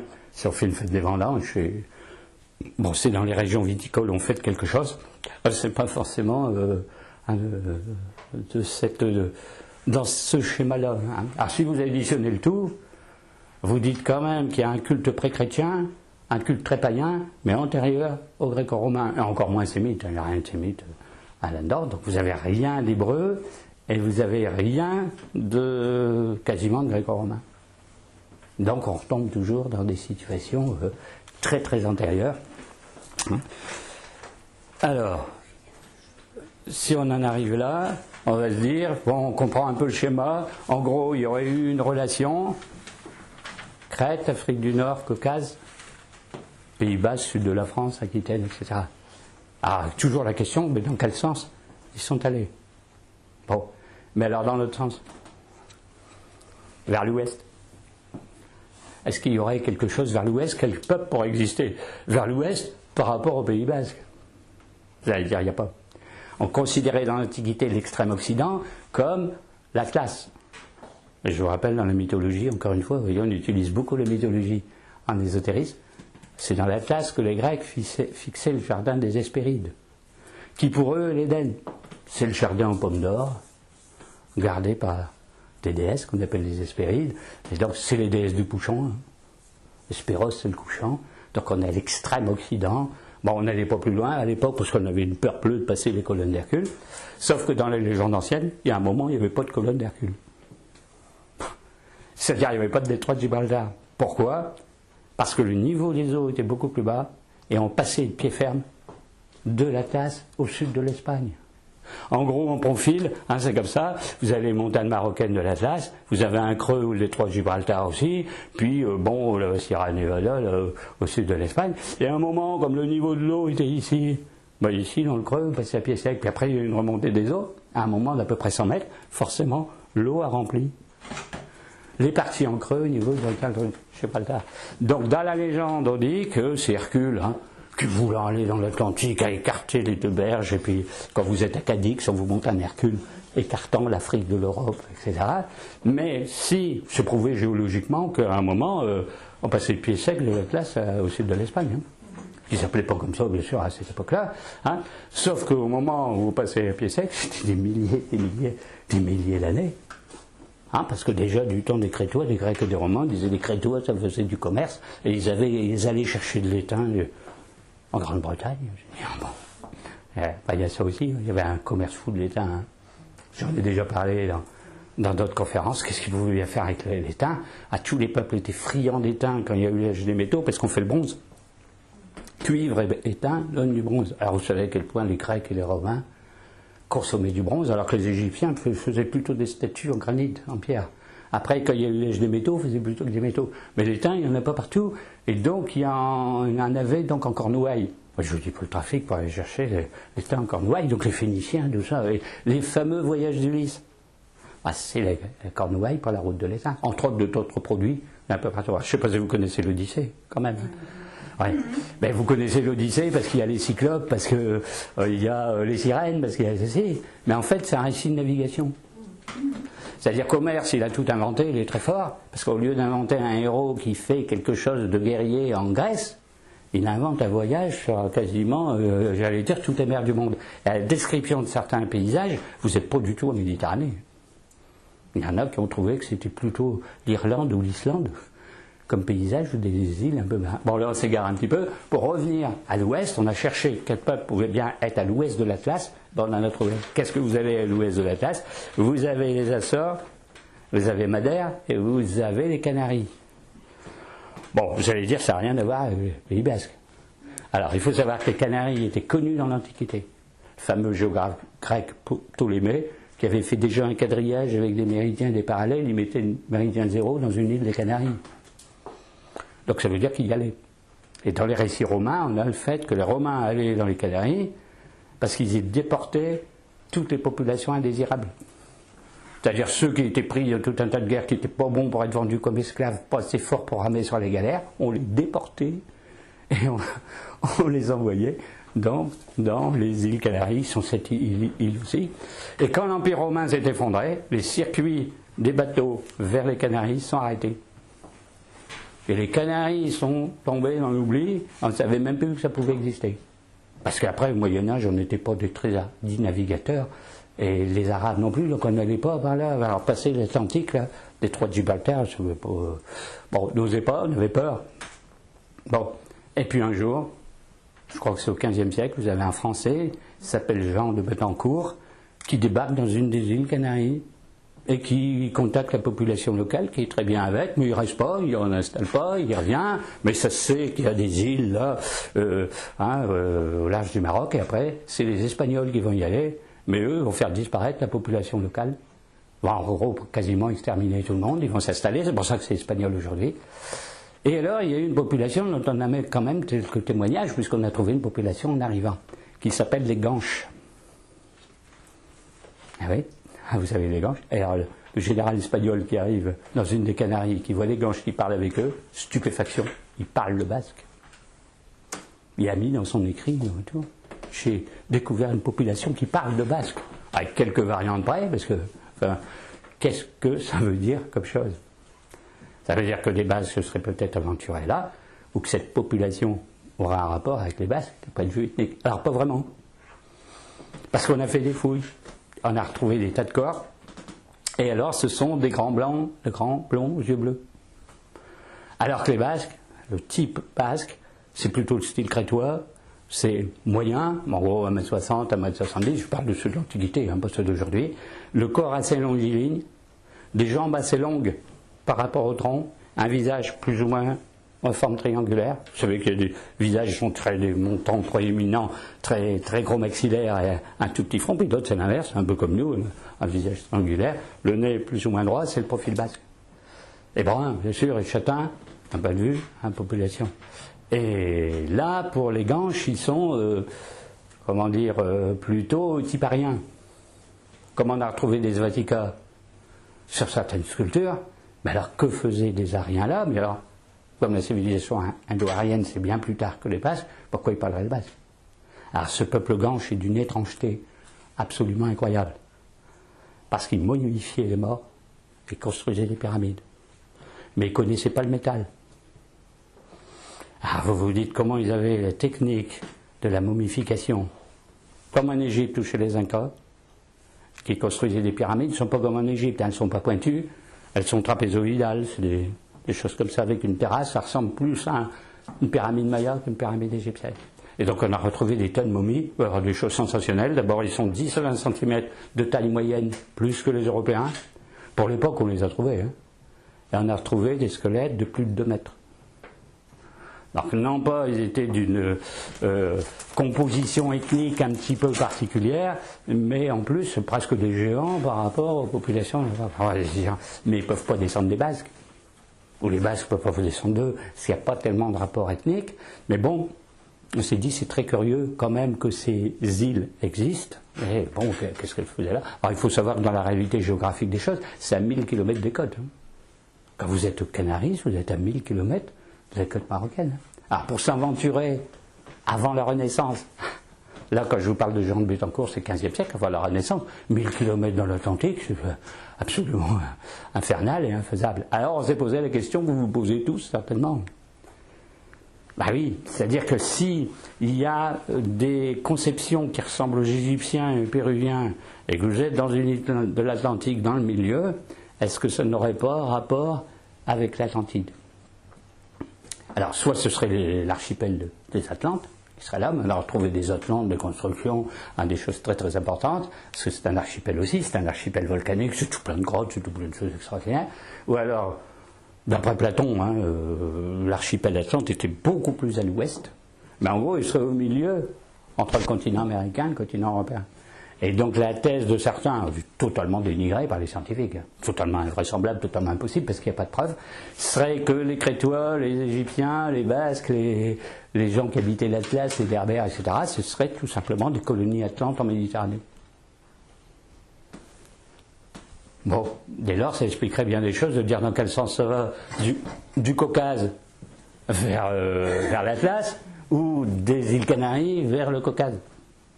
Et puis pourquoi pas un aller-retour. À un moment, ça va vers le Caucase, le Moyen-Orient, puis à un moment, on part dans l'autre sens, si ça dure leur histoire sur des milliers, des milliers, des milliers d'années. Parce que les Atlantes auraient été balayés par un raz-de-marée, un tremblement de terre suivi d'un raz-de-marée en 8500 avant Jésus-Christ. Donc là, on remonte au déluge. Mais si cette histoire-là est vraie, si les Ganges, la civilisation que je vous raconte, c'est antérieur au déluge. Et si les Basques qui seraient liés et les autres populations qui en seraient des colonies aussi, tout remonte à moins 9000 avant Jésus-Christ. La science ne veut pas entendre parler de ça parce qu'en date, ça ne peut pas correspondre. À cette époque-là, on casse des cailloux, on cueille des fruits sur les arbres, on va à la chasse, on peut pas momifier des morts, on ne peut pas avoir des œuvres d'art, on ne peut pas faire ceci, on ne peut pas faire cela. Donc c'est très très curieux. Hein. En fait, on n'a pas de preuve que ces populations soient vraiment atlantes. Tant qu'on n'a pas retrouvé l'Atlantide, on a des présomptions. Hein, mais alors c'est très curieux d'avoir cette population-là dans cet endroit-là. Bon, on n'a pas vraiment beaucoup l'occasion de parler des Ganges quelque part. Hein. Ah non, presque jamais. C'est très très peu connu. Hein.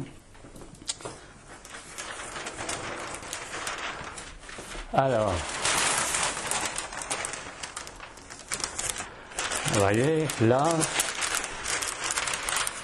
on a retrouvé des pyramides comme ça. Alors elles ne sont pas carrées comme en Égypte ou au peuple maya, elles sont plutôt rectangulaires. En fait, c'est des terrasses comme ça.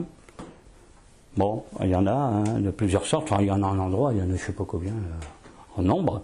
Hein, ici, c'est une place. Donc vous avez, en gros, c'est un sanctuaire. Hein. Vous avez une place et puis une pyramide ici, une pyramide ici, une pyramide ici. Et alors les lignes que vous voyez ici, c'est quand vous montez sur la pointe, vous montez sur la première terrasse de la pyramide ici, et vous regardez dans cette direction-là sur la pointe de l'esplanade qu'il y a ici, eh bien vous êtes dans une ligne coucher-lever du soleil. Donc en gros, vous êtes ici, vous regardez par là, vous assistez au coucher du soleil le 24 et 25 avril et le 15 et 16 août. Et quand vous vous mettez ici, vous assistez au lever du soleil, mais de l'autre côté. Aussi aux mêmes dates. En gros, vous vous mettez là, vous assistez au lever, vous mettez ici, vous assistez au coucher. Et la ligne ici, c'est le lever-coucher de la Lune pour les mêmes dates. Donc en fait, c'est au niveau du sol, en construction, c'est de la géographie secrète, un calendrier lunisolaire. Mais pour une population gange, des milliers d'années avant les Grecs. Alors, il y a des petits malins, c'est des gens de l'histoire officielle, hein, ils sont allés fouiller, ils ont dit oui, c'est vrai, il y a un amas de pierres. Au début, on a dit c'est des gens qui ont déblayé un chemin, puis ils ont pris les pierres, puis ils les ont lancées, puis ça fait une pyramide. Quand il y en a plusieurs dizaines, et que les pierres sont bien installées, en fait, c'est une construction. Deuxième interprétation, c'est les Espagnols qui ont construit. Vous voyez, les Espagnols au XVIe siècle auraient fait ce genre de choses, avec orientation par rapport au Soleil et à la Lune, comme faisaient les Égyptiens bien avant eux, pourquoi pas, quelle idée ils auraient eu de faire des constructions pareilles, qu'ils ne faisaient pas dans leur pays. Ben là, en Espagne, au XVIe siècle, un Espagnol, il ne construit pas de pyramide orientée, mais il l'aurait fait aux Canaries.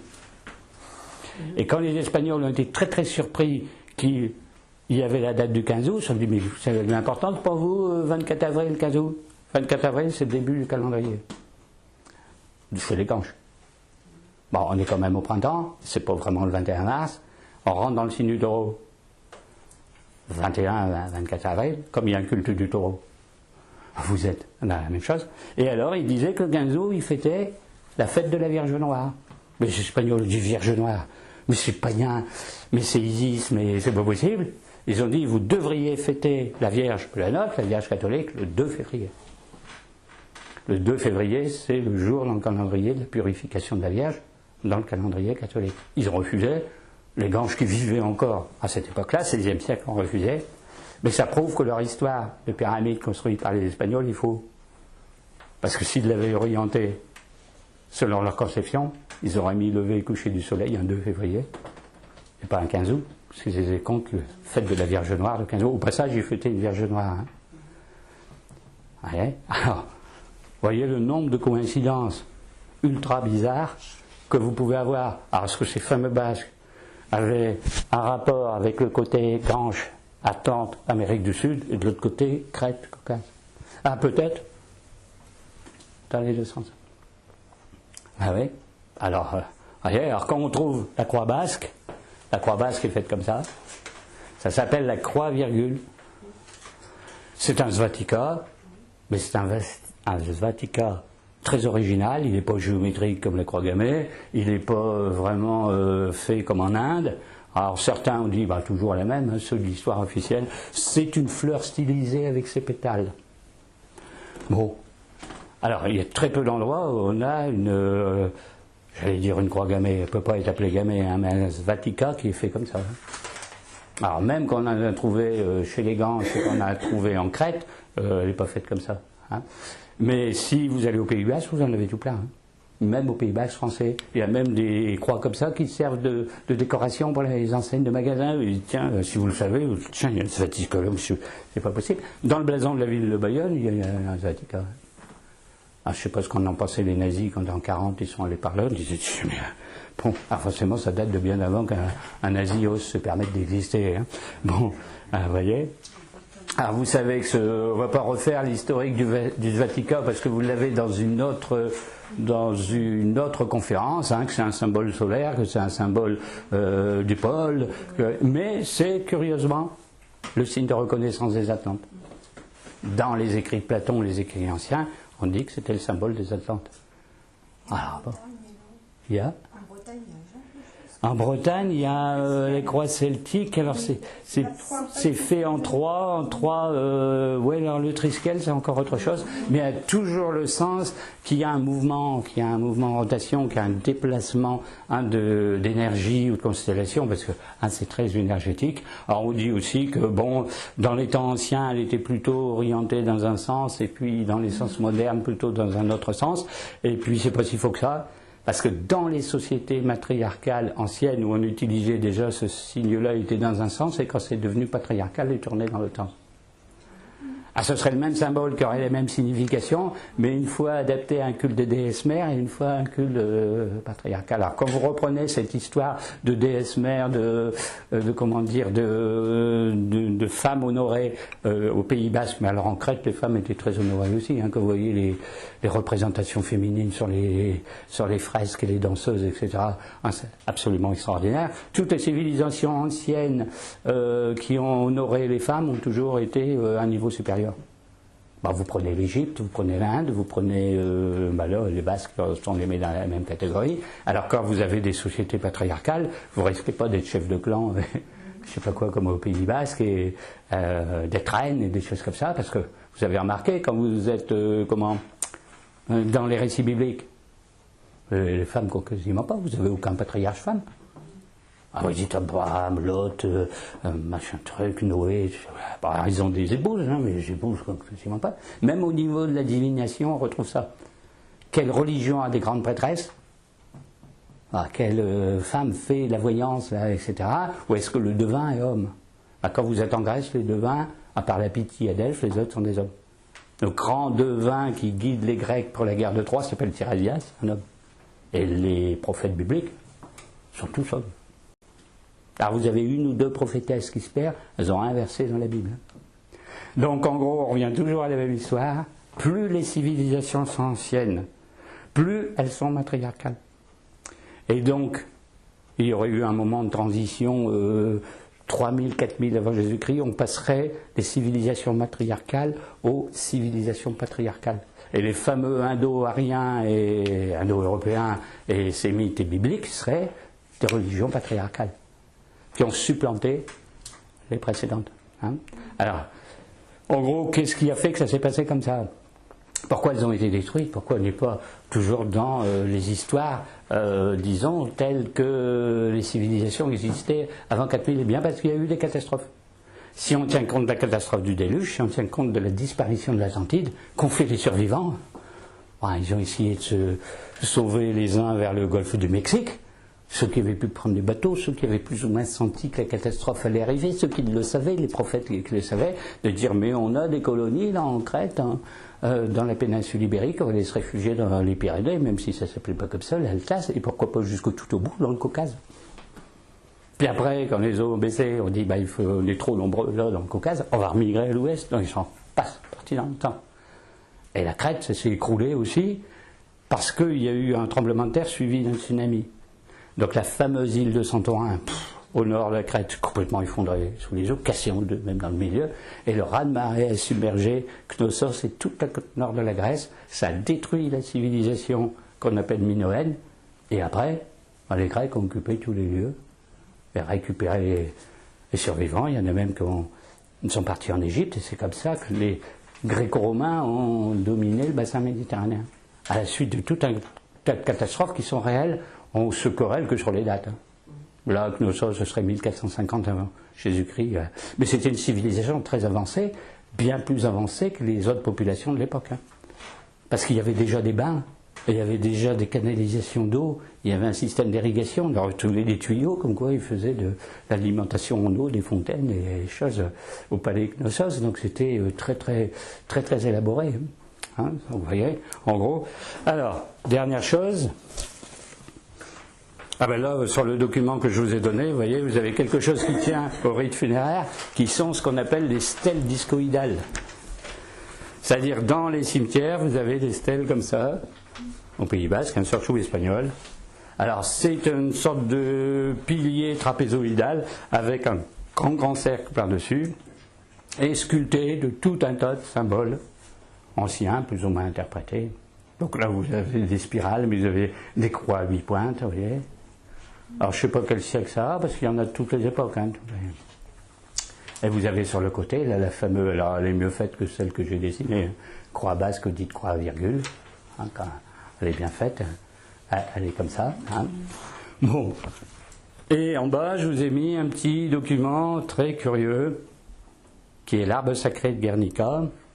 Donc Guernica, c'est ici. Alors vous connaissez tous Guernica, parce qu'on n'aurait jamais parlé de Guernica où il y a 18 000 ou 20 000 habitants aujourd'hui. Et à une certaine époque, encore beaucoup moins, s'il n'y avait pas eu ce qui s'est passé en 1937. Mais c'est célèbre pour une toute autre raison. Les deux sont liés. C'est que c'est la capitale spirituelle des Basques. En gros, c'est un sanctuaire, c'est comme une Mecque pour eux. C'est comme Lourdes pour nous, c'est comme le Mont Saint-Michel.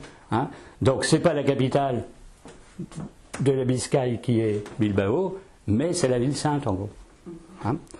Alors, il y a quelque chose de très célèbre, si un jour vous allez voir, c'est ce qu'on appelle l'arbre sacré de Guernica, qui est un chêne.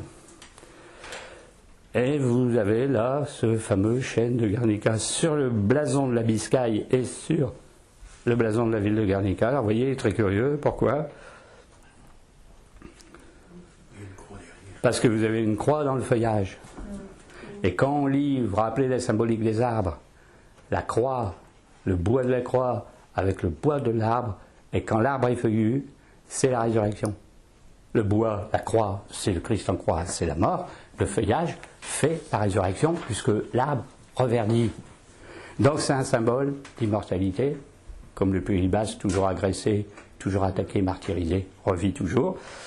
Et donc ça fait axe, vous voyez, central, etc. Donc c'est un chêne comme arbre. Et vous avez deux loups qui tient un agneau dans la gueule. Un loup devant, un loup derrière. Oui, ça se voit pas bien sur l'image, mais c'est deux loups. Et un... Non, c'est deux loups et un lion. Alors, vous allez dire, qu'est-ce qu'ils font là? C'est trois symboles solaires. Le lion, c'est le signe du lion qui régit le signe du lion, le soleil, donc c'est un symbole de lumière. Le chêne aussi, c'est un symbole de lumière, c'est l'arbre du printemps, c'est l'arbre du bélier. Donc vous êtes toujours dans une symbolique de résurrection. Et le loup aussi. Dans les civilisations anciennes, le loup, et surtout dans les langues anciennes, c'est lucus, lucos. Et ça a la même racine que lux, que lumière. Donc dans les civilisations nordiques, le loup a un rapport avec la lumière, et Apollon était surnommé Apollon lucos, Apollon le loup. parce qu'ils montaient à une certaine époque de l'année faire l'hyperborée, terre des ours et des loups, etc. etc. Hein. Donc vous avez quand même quelque chose de très particulier hein, dans ce blason. Et alors, Guernica lui-même a un nom un peu étrange. Vous allez dire c'est un nom basque, alors c'est normal. Ça. Le mot a un sens particulier. Guer veut dire QR, qui veut dire cœur. Et Nika, Nik, ou Nikea, ou Niké, veut dire victoire. Ça veut dire c'est la victoire du cœur. Et vous vous rappelez que le fameux Dionysos ressuscite grâce à son cœur. Et donc vous êtes dans quelque chose qui tient à la victoire du cœur. L'intelligence du cœur, si vous n'avez pas l'intelligence du cœur, c'est pas la peine de suivre l'initiation. Vous n'aurez pas l'intuition supérieure, plutôt que le mental qui fait la progression. Ah, vous voyez ? Bon, si vous prenez la racine celtique, pour cœur, c'est car. Victoire, c'est nac. Ça ressemble, hein ? Et Karnak veut dire victoire du cœur aussi. Vous voyez, c'est très curieux. Là, on fait ce qu'on appelle de la cabale phonétique. Remarquez qu'en Grèce, Nikéa veut dire victoire.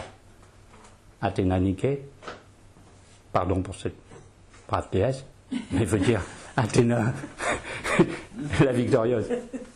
Et les Grecs, ayant fondé Nice, Nice, dans l'Antiquité, c'est un comptoir grec, des navigateurs grecs, qui s'appelait Nikéa, la victorieuse.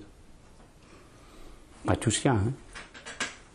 Alors, le fameux Jacques Coeur, le financier de Louis XI, était né à Cuers. Il s'est appelé, parce qu'il était né à Cuers, Jacques Coeur.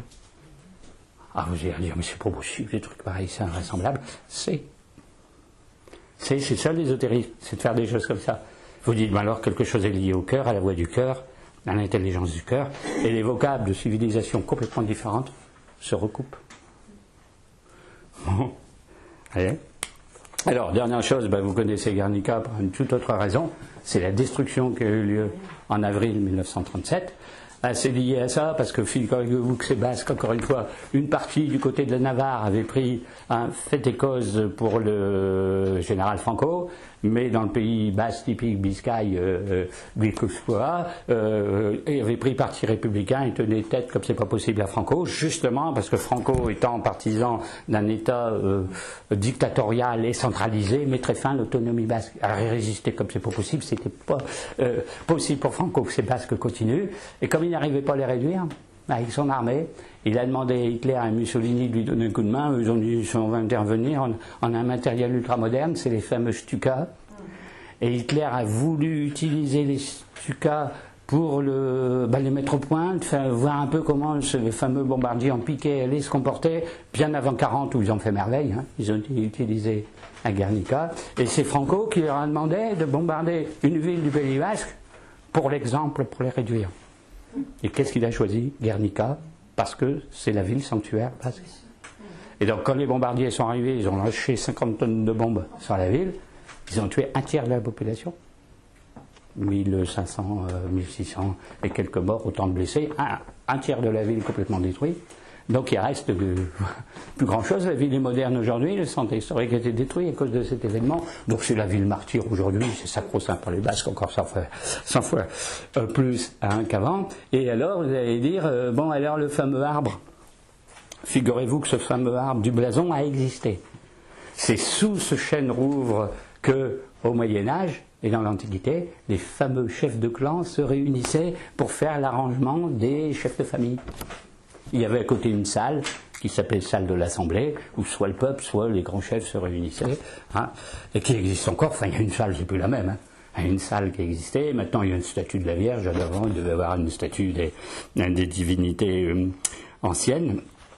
Et donc, les voyageurs qui sont allés au Moyen-Âge ont vu ce chêne, et à un moment, il s'est desséché. Il s'est desséché tout seul. Et il a été mis dans une sorte de cadre de verre, on le voyait, mais c'était plus carrément. Là, forcément, on en a replanté un autre. Donc en 1860, on en a replanté un autre, qui a dégénéré aussi. Alors maintenant, on est dans une sorte de kiosque avec des colonnades, et on en a replanté un. Parce qu'il faut commémorer la tradition qui est la fameuse chaîne de l'Assemblée des chefs et qui a été plantée en 2005. Alors si un jour vous allez à Guernica,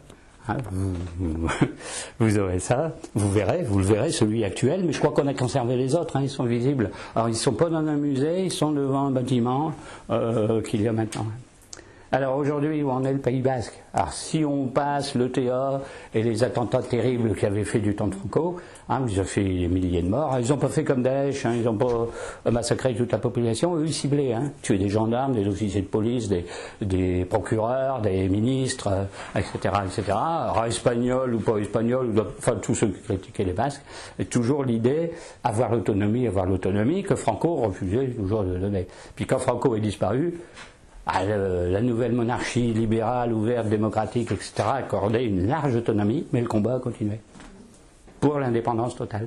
Et ça s'est arrêté en 2011. C'est-à-dire la branche militaire de l'ETA a renoncé au combat armé, mais pas renoncé à l'existence. Il y a toujours Skara Tabada Patazena, ça veut dire en gros Pays Basque et Liberté, pour avoir l'indépendance totale. Alors pourquoi ce changement? Parce qu'il y a eu tout plein de sondages de faits et des votes, on s'est aperçu qu'il n'y avait pas de majorité pour l'indépendance. Oui, alors c'est embêtant. C'est comme si vous faites un référendum, je ne sais pas, en Bretagne, ou un référendum en Écosse, ou un référendum, je ne sais pas, moi, en Calabre. Il y a toujours des gens qui veulent leur autonomie d'indépendance, mais qu'il y a un vote, ça n'atteint pas 50, ou ça n'atteint pas 80, ou ça n'atteint pas 100. Même une moitié, ça ne compterait pas, parce que l'autre moitié serait contre, donc il faut des pourcentages énormes. Donc il y a eu ce contexte-là.